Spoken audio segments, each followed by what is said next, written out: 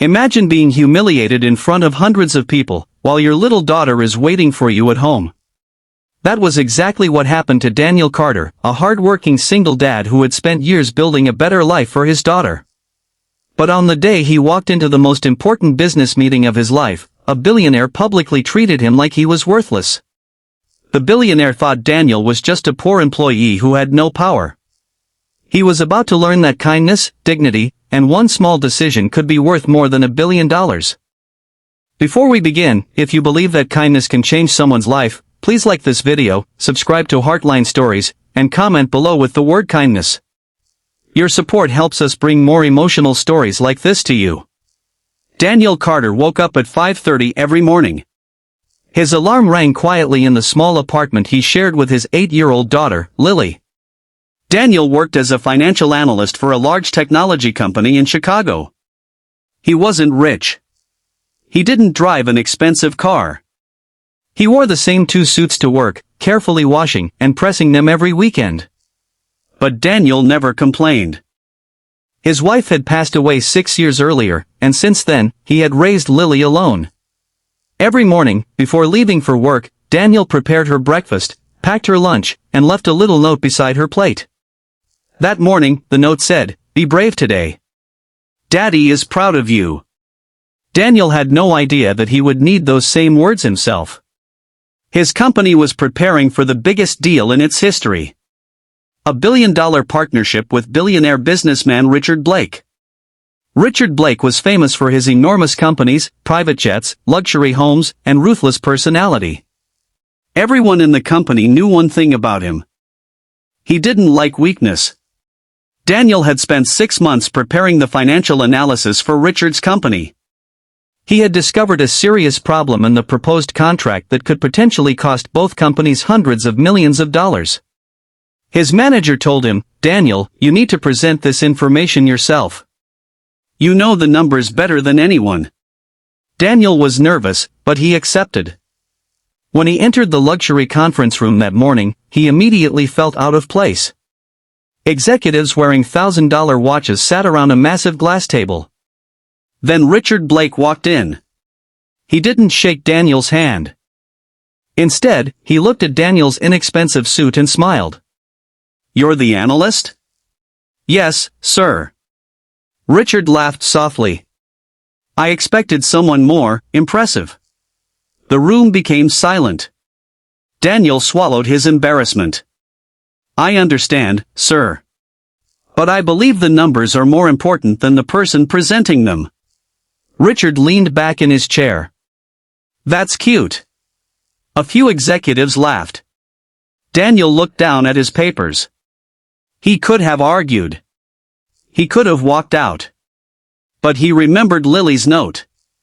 "Be brave today." So he continued. For nearly 20 minutes, Daniel explained the financial risks hidden inside the proposed contract. The billionaire interrupted him several times. Finally, Richard slammed his hand on the table. "Enough." Everyone froze. "You're telling me my legal team missed something that you discovered?" Daniel calmly replied, "Yes, sir. The contract has a clause that could transfer unexpected liabilities to your company." Richard stared at him. "You're a junior analyst." "Yes, sir.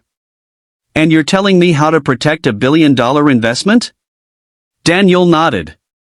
"I'm telling you what the numbers show." Richard stood up. Then he did something nobody expected. He picked up Daniel's folder and threw it onto the floor. "You people always think you're smarter than the people who built these companies." Daniel's face turned red. "I didn't mean any disrespect." Richard pointed toward the door.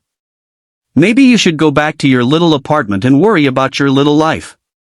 The words hurt more than Daniel expected.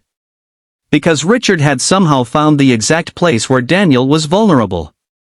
His little apartment. His little life. His daughter. Daniel quietly bent down and picked up the papers. Then he looked at Richard. "I may not have much money, sir. But I have something my daughter taught me." Richard smirked. "What?" Never make someone feel small just because you have more than they do. The room went completely silent. Daniel turned toward the door. But before he could leave, the company's CEO suddenly stood up. Wait. Everyone looked at him. He walked toward Daniel and picked up the last page Daniel had dropped. His expression changed. Daniel, this isn't just a risk. Daniel looked at him. What do you mean? The CEO pointed at the numbers. If this clause is activated, the entire billion-dollar agreement could become financially unstable. Richard's face changed. What? The CEO quickly called his legal team. Within minutes, lawyers rushed into the room. They confirmed Daniel was right. The billion-dollar deal could expose Richard's company to enormous losses. Richard slowly looked at Daniel. The same man he had humiliated moments earlier had just saved him from a financial disaster.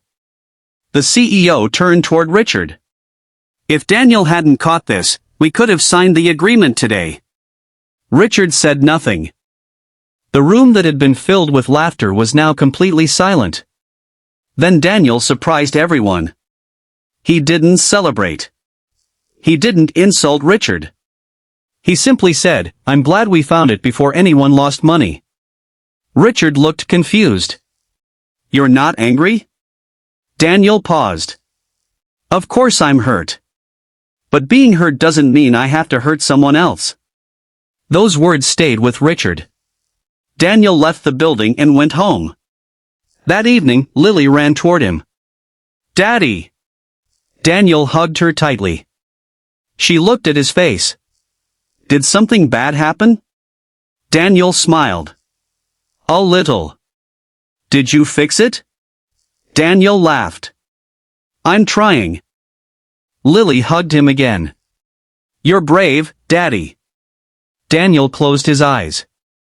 For the first time that day, he felt okay. The next morning, Daniel received a phone call. It was Richard Blake. Daniel almost didn't answer. But he did. Richard's voice sounded different. "Daniel, I owe you an apology." Daniel remained silent. "I treated you terribly yesterday," Richard continued.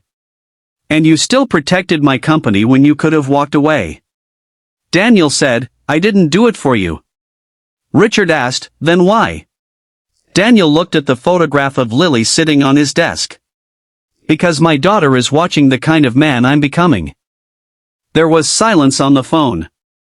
Then Richard said something Daniel never expected. "Would you be willing to help us rebuild the deal?" Daniel agreed. Not because Richard was a billionaire. Not because there was money involved. He agreed because he believed people deserved another chance. The contract was eventually rewritten. The billion-dollar partnership was saved. But Richard Blake changed in a way that money couldn't buy. He started treating employees with respect. He began listening before judging. And every year after that, he quietly donated millions of dollars to programs supporting single parents. Years later, Daniel received a letter from Richard. Inside was a simple message. "You taught me that wealth can buy comfort, but kindness can change a life." Daniel smiled. He folded the letter and placed it beside Lily's old breakfast note.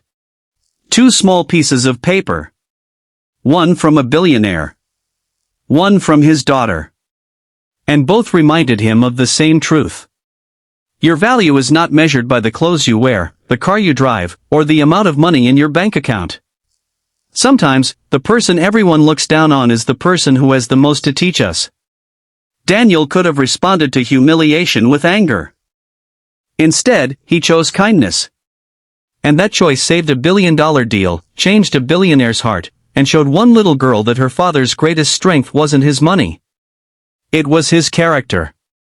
So remember this the next time you meet someone who seems less successful, less powerful, or less important. Be kind. You never know what battle they're fighting. You never know what wisdom they carry. And you never know how one small act of kindness might change both their life and yours. Because sometimes, the greatest fortune in the world isn't found in a bank account. It's found in a kind heart.